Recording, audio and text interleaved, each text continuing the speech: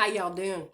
Got that chili recipe for you. I'm been raining out here, so ain't nothing to do when it's raining but eat some chili. So I got the chili out, defrosted it finally.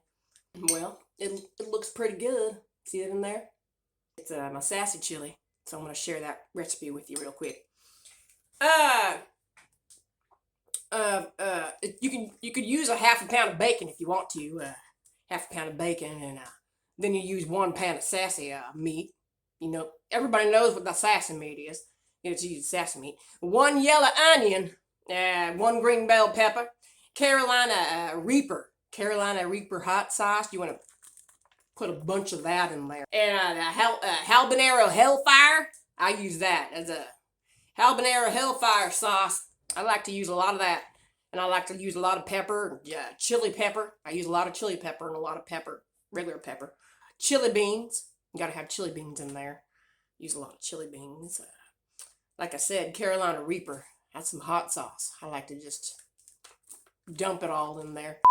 Actually, I'll put the recipe down in the description for you. You can look at that later. Because I just don't want to have to read all the ingredients, really.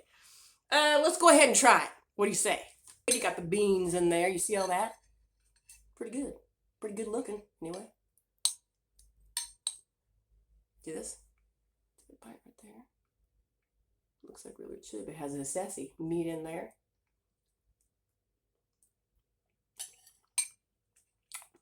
Woo! Woo! Woo! Woo! Woo!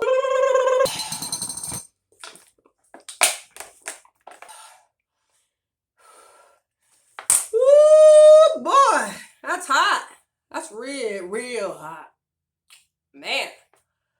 Woo!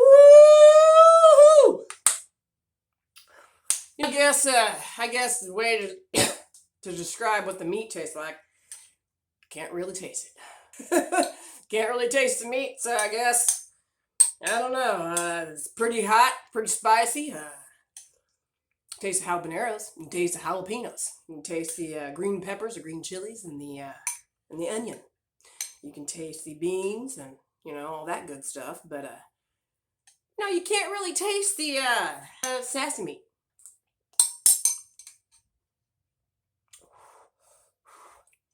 Once you get past the hot, once you get past that heat, it's not bad. It ain't really that bad. I've tasted worse, believe it or not. Habanero Hellfire, you sprinkle that on some squirrel eggs and you're eating squirrel eggs. It's not bad either. The squirrel tastes a lot like chicken, I guess. Well, and chicken tastes a lot like squirrel. So it's all pretty much go hand in hand, really. And I eat the rest of this, I guess, until I'm gonna tell you a couple stories. I can't believe how hot it is. This is really hot. Woo, they don't call that Hellfire for nothing, I guess. Woo, boy. That's good stuff.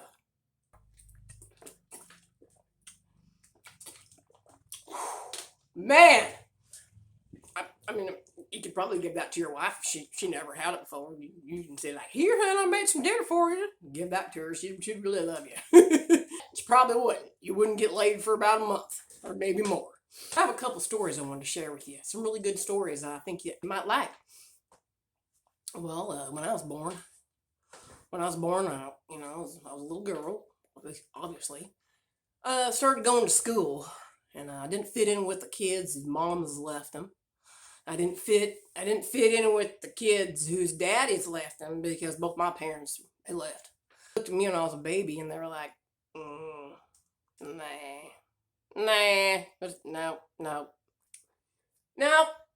You're gonna probably wonder who raised you. Who raised this girl? If your mom and dad wasn't around, who raised me? Well, I'll tell you. My granddaddy raised me.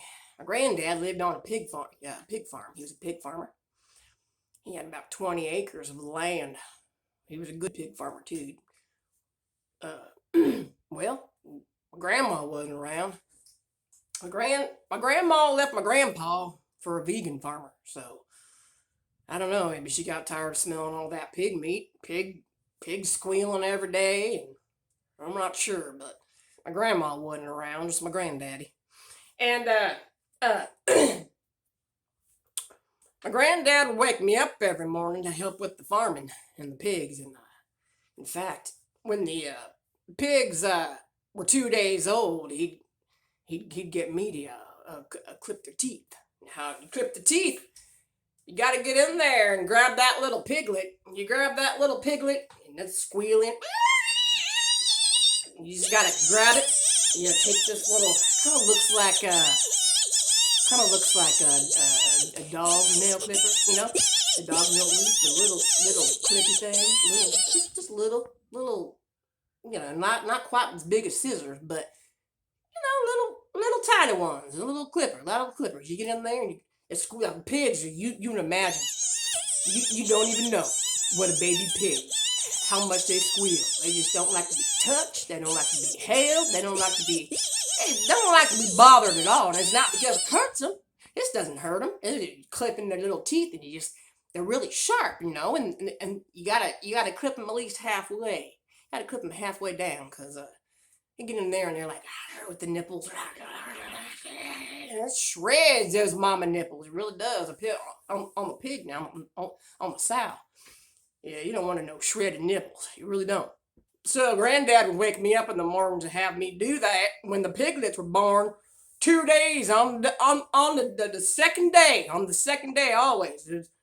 For some reason, it always landed on a Friday. I don't know why, but Granddad would wake me up and he'd go in there, stand there with his overalls on, and his overalls on, and there's a lot of denim overalls, I remember it. He'd stand there at the edge of my bed and he'd say, "Go on, get up!" He'd kick my bed with his boots. He'd say, "Go on! Pigs aren't going to feed themselves. Go on, they're going to start eating their own shit. Get up!" And I'd wake up and rub my eyes and look at my granddad, and from the window, I'd see the light of the moon shining in there, hitting my granddad, and he looked like he got scared blood all over him. He had blood all over his face and kicking my bed. "Go on, get up!" He had blood all over him, and it reminded me of that Carrie movie from Stephen King. Pig blood all over him. Looked scary. I wake up, "Grandpa! Oh, Grandpa!" Screaming. Boy, you wake up somebody like that, you know you're going to have a bad day full of horror and everything else. Whew, man. That's the way my granddad woke me up to help on the farm there. Help him trimming down the teeth there, piglet teeth, and get them all ready. Make life a lot easier for the sows. Had me a heck of a time growing up there on the pig farm. Granddad all roughhousing me and toughened up, get me all toughed up for the real world. That's what he did. He sure did. He sure did. Got me all ready for the real world and got me toughened up and turned me into a sassy hunter. That's why I go out and hunt me some sassy, and I'm real good at it too. You better believe it. Better believe I'm a real good sassy hunter. I'll tell you what, my granddad did a good job raising me. He sure did. Didn't need grandma, didn't need mom, didn't need dad. And here I am. What he did, you know, I'm here. So, all right, guys, I know that I know you probably enjoyed this. Working on the farm, the pig farm growing up.